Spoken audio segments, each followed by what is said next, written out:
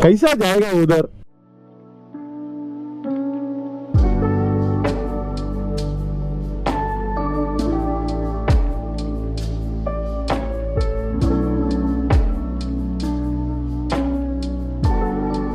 Welcome back to Daniel Ajo Motor Vlogs. Kya bhai? What's up? What's going on, man?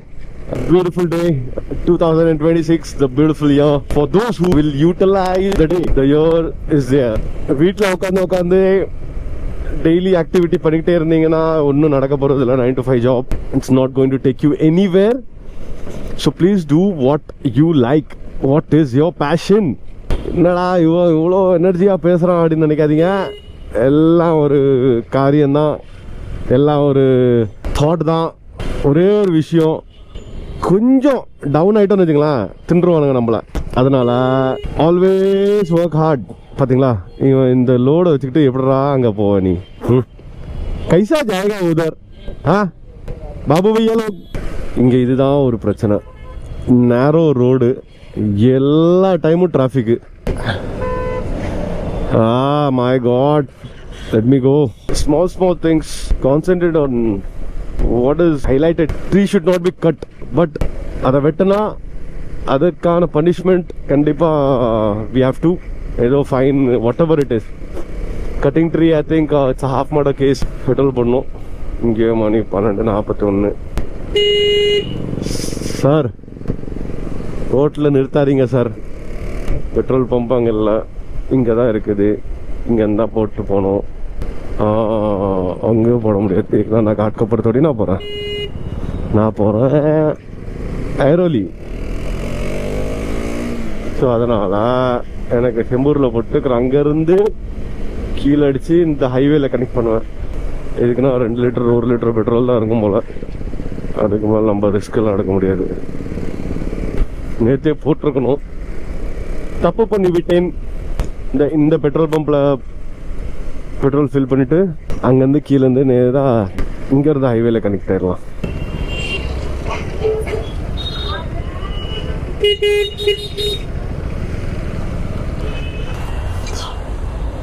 full 230. Full tank is a freedom. Feels good when your tank is full. Not just about the bike, about your stomach, about your mind, about your thought. When you're full, that's crazy. ஒரு negative thought வராது. ஏதாச்சும் ஒன்று ஓடிக்கிட்டே இருந்துச்சுன்னு வச்சுங்களேன், positive thought இருக்கும். இல்லாட்டனா negative thought வந்துக்கிட்டே இருக்கும். ஏதாச்சும் பண்ண தோணும், தேவையில்லாத விஷயங்கள் நடக்கும்.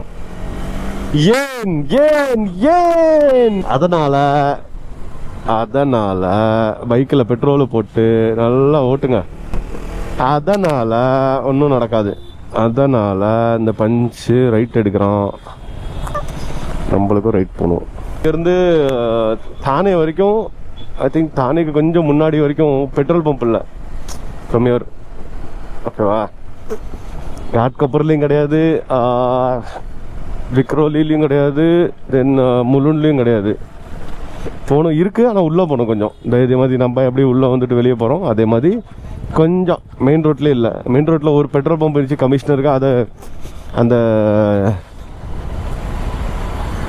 ஒரு வாட்டி அந்த அட்வர்டைஸ்மெண்ட் போர்டு உளுந்து எத்தனையோ பேர் இறந்து போயிட்டாங்க. ஸோ அதனால் அதை பந்த் பண்ணி போட்டு இப்போ கேஸ் ஓடிட்டுருக்கு. From Senegal, West Africa.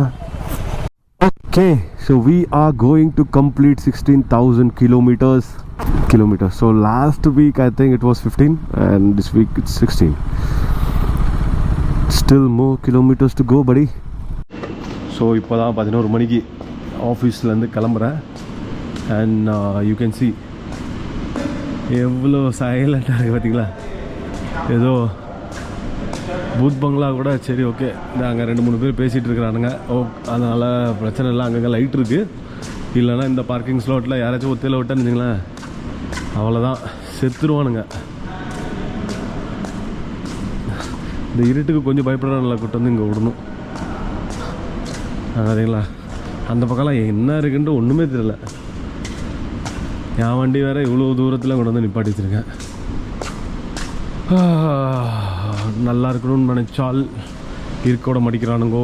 சரி, 2026 நிம்மதியாக வேலை பார்ப்போம், எல்லாம் பேச்சு கேட்டுட்டு நினச்சா நம்மளே கிண்டுறானுங்க மசாலா போட்டு.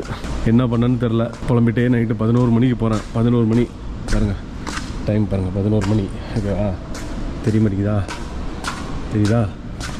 இப்போ தெரியுதுல பாருங்க, 11 மணி நைட்டு. என் ஒரே ஒரு வண்டி மட்டும் தான் நிற்கிது. இப்போ சாவி எங்கே விட்டேன்னு தெரில. சாவி வண்டியில் இருக்கா இல்லை மேலே எங்கேயாச்சும் விட்டானா தெரில. அப்பாடா, இங்கேருந்து போகிறதுக்கு டைம் ஆயிரும். வீட்டுக்கு போயிட்டு வீடு வேறு அழுக்காக இருக்குது, வெறுக்கலை, ஜம்முன்னு நிற்கிறான். ஆனால் இதை பார்த்தோன்னா தான் கொஞ்சம் ஒரு confident. He will make me understand something. பார்த்தீங்களா, சாவி இங்கே இருக்குது, இங்கே இருக்குது சாவி, ஒன்றும் பண்ண முடியாது. ஓகே, இப்போ தான் ஆஃபீஸை விட்டு கிளம்பி வரேன். இப்போது போகிறேன் மட்டமண்டா பாஷ். போகிறதுக்கு எப்படியோ ஒரு 45 மினிட்ஸ் ஆகும். மேனேஜர் ரொம்ப தொல்லை பண்ணுறான்டா சாமி. நம்ம எதுவும் பேசுனா கேட்க மாட்டேங்கிறானுங்க, ஆனால் அவனுங்க பேசுனா நம்ம கேட்கணுங்கிறானுங்க. என்ன சொல்ல ஏது சொல்ல எனக்கு புரியலை. கடவுள் தான் கேட்க வேண்டும். என்ன பிரச்சனை தெரியுமா? மீட்டிங் போயிட்டு இருந்துச்சு, ஓகேவா, டீம் மீட்டிங். ஸோ டீம் மீட்டிங்கில் வச்சு நான் என்ன பண்ணுறேன், எனக்கு என்ன வேலை இருக்குதுன்னு சொல்லி எல்லாத்துக்கு முன்னாடியும் கேட்குறான். ஆனால் இதே ஸ்டார்ட் பண்ணாமல் வண்டி இழுத்திங்கன்னா இதுதான், கொஞ்ச நாள் கூல் ஸ்டார்ட் பண்ணிங்கன்னா இந்த மாதிரி நிற்காது. ஓகேவா, பார்த்தீங்களா, இது நிற்கிதா? ஸோ இது மாதிரி நிற்கக்கூடாதுன்னா கொஞ்சம் நேரம் கூல் ஸ்டார்ட் பண்ணி வைக்கணும். அதுக்காண்டி தான் உங்களுக்கு காமிக்கிறதுக்கு தான் பண்ணேன். ஓகே, ஸோ நான் இப்போ என்ன சொல்ல வந்தேன், டீம் மீட்டிங் நடந்துகிட்டு இருந்துச்சு. ஓகேவா, டீம் மீட்டிங் வச்சு நீ என்ன பண்ணுற ஏது பண்ணுறன்ட்டு எல்லாத்துக்கு முன்னாடி கேட்குறான், என்னையே மட்டும், வேறு யாரையும் கேட்கல. ஓகே, ஸோ இன்றைக்கி என்ன பண்ணேன், இன்றைக்கும் கேட்டால் இன்றைக்கி நான் கரெக்டாக பதில் சொல்லிட்டேன். பதிலை சொல்லி முடிச்சுட்டு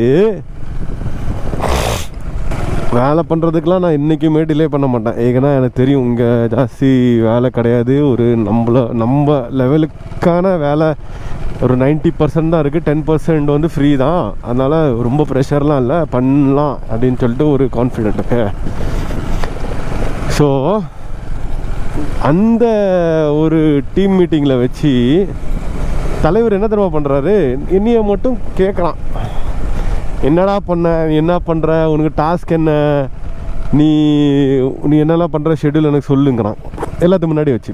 இப்போ இதே 4-5 பேர் இருக்கிறானுங்க சீனியர்னு இல்லை, ஒரு 10 வருஷமாக 6 வருஷமாக வேலை பார்க்குறானுங்க. அவனுங்களுக்கு கொஞ்சம் எக்ஸ்பீரியன்ஸ் இருக்குது, 15-16 வருஷம் எக்ஸ்பீரியன்ஸுக்கு அவனுங்க இது பண்ணுறானுங்க. ஓகே, ஸோ அவனுங்கிட்டலாம் கேட்க மாட்டான், என்கிட்ட மட்டும் கேட்குறான்.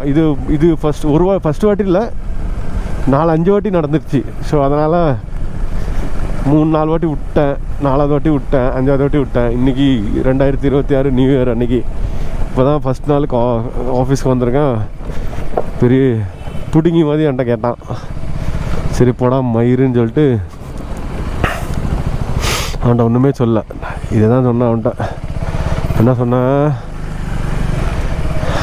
எல்லாத்துக்கு முன்னாடியும் வச்சு சொன்னேன், எப்பா உனக்கு இனிமேல் எதாவது கேட்கணுன்னா தனியாக கேளுப்பா, இந்த மாதிரி விஷயம்லாம் ப்ரைவேட்டாக வந்து கேளு, பப்ளிக்காக கேட்காத. இது சொன்னதுக்கு அவன் ஆஃபண்ட் ஆகி பிரச்சனை. இப்போ இந்த பிரச்சனைனா இப்போ நான் என் லைன் மேனேஜர்கிட்ட சொல்லியிருக்கேன், பார்ப்போம் என்னதுன்ட்டு. இப்போ என்ன நடக்க போதோ கடவுளுக்கு தான் தெரியும். லைன் மேனேஜரும் ஒன்று சொல்ல மாட்டேங்கிறான். இதுதான் என் கூட நடக்கிற பிரச்சனை, தேவையில்லாத பிரச்சனை.